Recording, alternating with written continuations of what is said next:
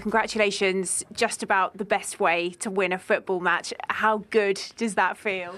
Yeah, to be honest, unbelievable. I think we did a very good first half going to 2-0. And yeah, then they scored, they draw the game, and yeah, a late winner is perfect for us. I mean, it must have been such a punch to the gut when you saw Dominik Szoboszlai find the back of the net with that free kick. How have you found that winner as a team?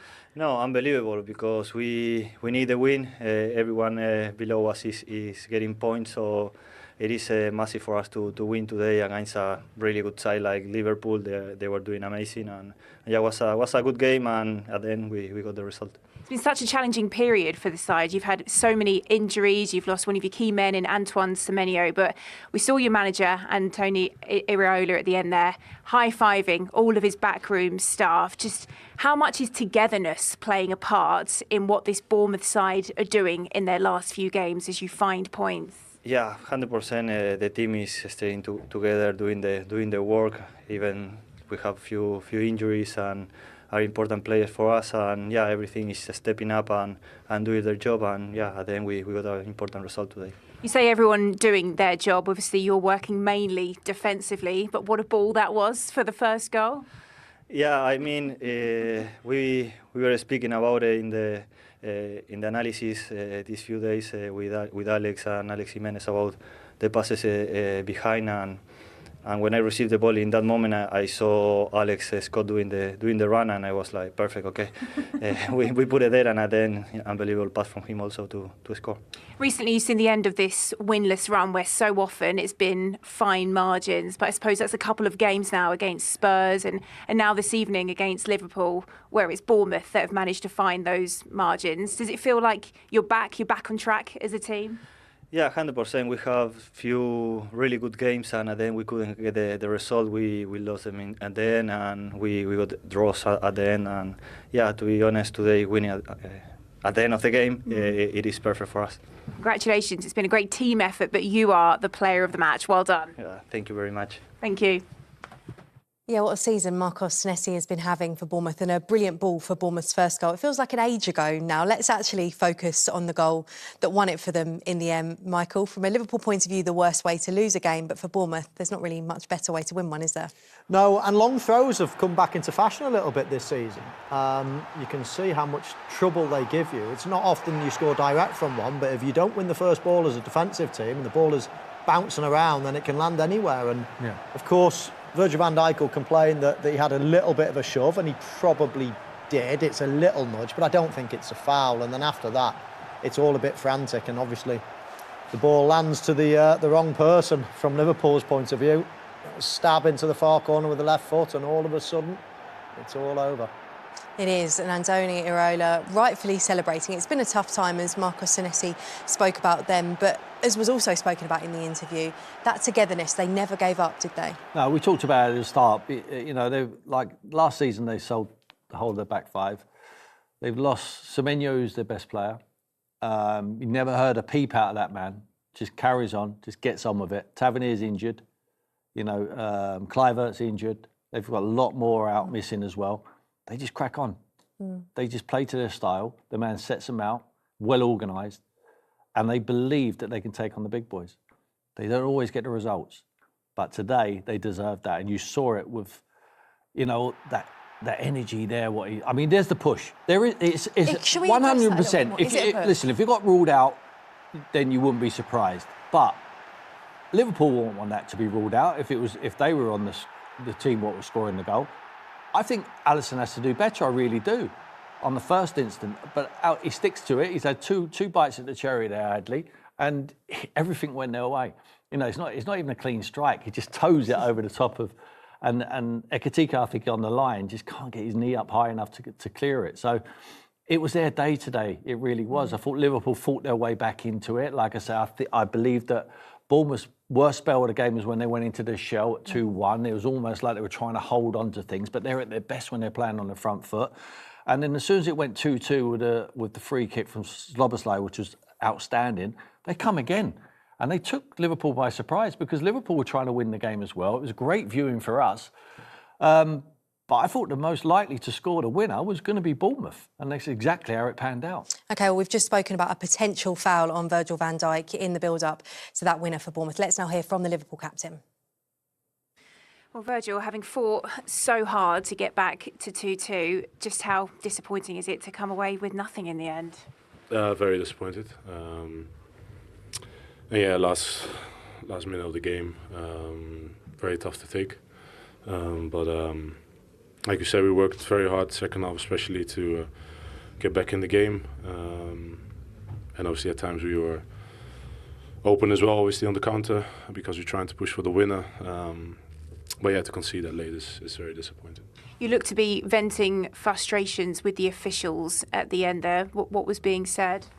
But obviously, what I felt on that pitch was that was clearly blocked. But obviously, the ref and the VAR don't give it, and that's something we didn't have to accept. But in my opinion, I was blocked. But listen, I can stand here and say, should it not be given, but it is given, and it is what it is. So yeah, just confirming what we thought there, Michael. He felt like he was blocked, but he's quite reflective and kind of, he said they did well to get back into it and it wasn't given, so they've just got to move on from it. Yeah, exactly. I think I'm not sure a block. Was there a little left arm shove or just almost a shoulder bargey shove? Listen, I want Liverpool to win the game. I'll find any reason to try to rule that one out. However, I have to agree with Tim. If that was the other way around, I'd be absolutely livid if a foul was given against Liverpool for that. Yeah. I don't think there's enough there to give a foul. And I think, of course, there's frustration and you will always look to a reason why it shouldn't have been given. And I think Liverpool are trying to do that. There was contact, there was a little shove. Was it enough? I don't think so. It was a frustrating game. And I think that Liverpool have got to blame themselves from the first half's point of view. To go 2-0 down from...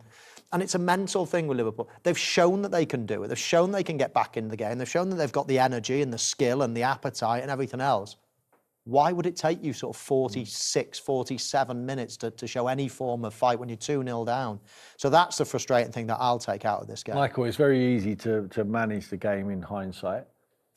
But I was so surprised when Ekitike wasn't starting the game. I think he's been in good form.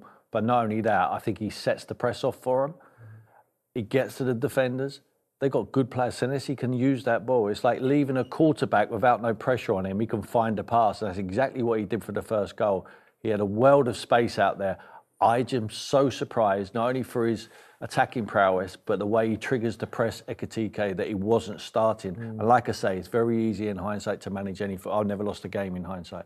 But I would just say it was a massive surprise. And we said it before the game, that why is this boy not playing? You know, it worked so well against Marseille with Mo Salah and Ekitike, and he leaves him out today for Gakpo.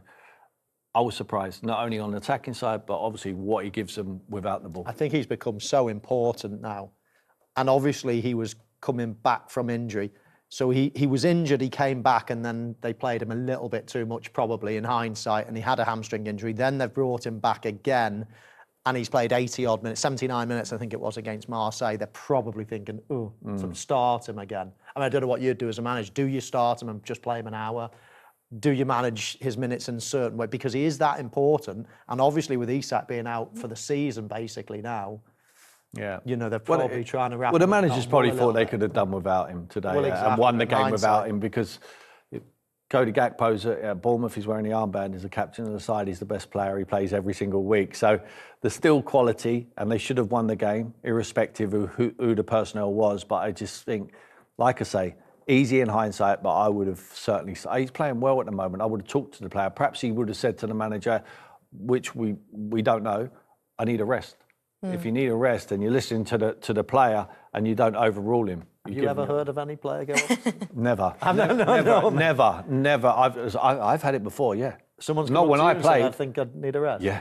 Yeah, and don't Imagine believe me. Tim, what Tim would believe say me, though. they got a long rest. Long one. But the thing for Liverpool is too right. they can't really afford to rest him because he's in such good form. And we saw the table before.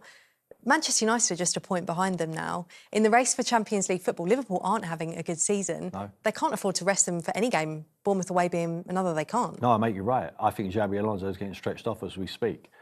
You know, he'll be stretching his hamstrings, he'll be ready for the hold on. This might be this because this carries on. It cannot. I don't think Liverpool will sack. I don't think they sack managers who win the Premier League. I'm not saying they should, but the pressure's on this man now. It really is. I feel I've seen his interviews over the last month or so. He's been prickly, even though the results have been picked up. You know, and he's dealt with the Mo Salah thing very, very well. Mo's come back now. He's put him in the side. He was very poor today. Let's have it right. Mo Salah was poor. If he was going to make a change, maybe Mo might have to come off the pitch. He's the manager. He makes them tough calls. He's made it today, and he's got it wrong, you'd have to say. And now the pressure is going to be mounting on him because there's someone on the market called Xabi Alonso who managed. He's done brilliant in Germany. It didn't work out for him in Real Madrid because he couldn't manage downwards because the prima donnas there at Real Madrid have got him the sack and he's out the door. Unfortunately for him, he wants to come back to Liverpool. If you offered him a job now in the whole world of football, he would say, I want to go to Liverpool Football Club. If the manager continues to struggle, then there might be a decision to be made. But I don't think it's going to happen this season. Yeah, they have won in the FA Cup. They had a big win in the Champions League in midweek as well. But it is no league victory in 2026. We were discussing just as Bournemouth scored, was it going to be 5 draws in a row for Liverpool? No, it was 4 draws. And then, of course, now a defeat. It's not the start in the league that they needed, given the way that they ended 2025 too. It's not at all. It's really difficult. I like Arne Slot. I think he speaks well. I think to come in and win the league in the first season is incredible. I think this is how funny it is. I think if you'd said to every Liverpool fan, once Jurgen Klopp left, Arne Slot is going to come 4th in the league and win it in the next 2 seasons, whichever way round, everybody would have snapped your hands off. That would have been brilliant. You know, after that long reign of Jurgen Klopp, how's it going to go? New players coming in. What's going to happen? You're going to win it 1 year and you're going to qualify for the Champions League the next. You would definitely take it. Now, that's probably what's going to happen. Yet, because he's done it that way round, won it and now he's struggling, the question marks are there. Big result in midweek. They need to go through in the Champions League. Otherwise, it's a disastrous season. There's pressure on, yes, but I agree with Tim. It's not at fever pitch just yet. Well, Anna, that must hurt you scratching your head a little bit at how you've come away from that empty-handed in the end. Yeah, although we were 2-0 down, of course, at a certain point. But good comeback, although it didn't feel to me that we deserved to be 2-0 down at the moment we were. But players reacted really well. We came back to 2-2. And I think then in the end it was a very open game where both teams had their chances. They probably even more than us, which doesn't come as a complete surprise to me, knowing that we've played 2 days ago at Marseille. And for the last 5, 6, 7, 8, 9, 10 games, we mainly have to play with the same players for the players we have available. And then sometimes a few of them could be, in the end of the game, a bit tired. And I think that's what you could see today in the end as well. Yeah, I was going to ask, was it credit to Bournemouth's perseverance in the end, or are you finding you're looking at yourselves a little bit? It also looked like you were a bit frustrated with the officials at the final whistle. I think first of all we have to look at ourselves, and in the end of the game it was more open. Both teams were trying to score a goal. They had better opportunities than us in the last 10 minutes, and then in the end there was a long throw in which led for them to a goal. For me, 4 minutes of added time was by far not enough, but in the end that didn't matter because they scored, although maybe we could have had then 2 or 3 minutes, but this game should not have had 4 minutes of extra time. There was one free kick that already took 2 or 3 minutes. There were VAR moments. There were substitutions. So that was what I said to them in extra time, that 4 minutes wasn't enough. But yeah, they scored in extra time. OK, let's firstly react to that. Does he have a point? Should there have been more extra time, do you feel like? Possibly, but again, that's not really, Bournemouth scored with the last kick of the game. Yes, Liverpool might have had another minute, 2 minutes to score a third, but, overall, when he analyses the game, the last thing he'll be thinking is, we lost because there was not enough, injury time or added time. No one can say they would have scored in it either. Exactly. Well, he just contradicted himself. He said the team were tired and he's complaining about them playing too many minutes. Oh, yeah, he wants more more minutes. No, I get it. Listen, it's a little frustration. To be fair, when they put 4 minutes up, you said to me, wow, I thought it'd be more than that. So, he's got a little point, but that's not why Liverpool lost the game. They lost the game really in the first half and their sloppy performance in the first half. They got back, did well to get back, but he's right. It was a very honest assessment, I thought, of the game. It was, yeah. You know, and Tim said it himself, in the last 10 minutes, yes, it was open, but Bournemouth were the team having all the chances in that last 10 minutes. So just a frustrating night, having worked so hard to get back into the game. We spoke about it with Hugo Ekitike and the potential that he felt like he needed to rest him. He kind of mentioned it there as well, didn't he, about the fact that they're having loads of games. He's probably having to rotate and not play the players that he wants to and be mindful of the schedule. Is anyone ever listening to that? I'm sure the people around the world are not. We're talking about playing Bournemouth here, and we talked about the injury crisis, what they're in. Every Liverpool player on that bench would play in Bournemouth's first team. They're missing players also. I don't think people stop listening to you when you keep crying about injuries. It doesn't wear certainly with the opposition fans and fans around the world. Maybe the Liverpool fans might give them a little bit of a break for it, but I certainly not. The Liverpool Football Club, you spent an absolute fortune in building your squad. Yes, you've picked up injuries, but everyone's got injuries at this time of the season, and no one wants to listen to excuses. You need to start picking up results, certainly in the Premier League, because if you don't finish in the Champions League spots, your position's under pressure. They're capable, this team is capable of winning the Champions League. And the way they're going in the Premier League, they might be easier to qualify for the Champions League next year by winning the competition, which will be a fantastic season. But at the moment, there's a lot of pressure on at the top of the division to finish in the Champions League spots, and Liverpool need to find some form from somewhere. Now, they might have to find form with the injuries as well. Just got to get on with it as a manager. Unfortunately, people stop listening to you. I've been there myself. Yeah, we've just seen the table there, the fact that Liverpool are still in the Champions League spot, so we need to have some perspective. But if Manchester United get a result against Arsenal tomorrow, that could change. It's just 3 wins in their last 10 in the league. What does Arne Slot and Liverpool need to do now to kind of improve on that? Well, the problem is when they look behind, they've got Chelsea, new manager. Who knows which way that's going to go, but if they catch fire, then they could put serious pressure on Liverpool. The team right behind them, Manchester United, if they continue playing like they did last game, well, they will put pressure on Liverpool because that was a brilliant performance. Yeah. So, you know, all of a sudden, if they're probably looking at it thinking, who can pass us? You know, below that's Fulham. Fulham are not going to finish above us. That's probably what they're thinking. Villa. And now all of a sudden, there's a couple of teams around them that are in good form or potentially in good form. So it's a problem. Liverpool have still got it in them, still putting in some good performances, but they need to be more consistent. That's why they're not going to win the league this season.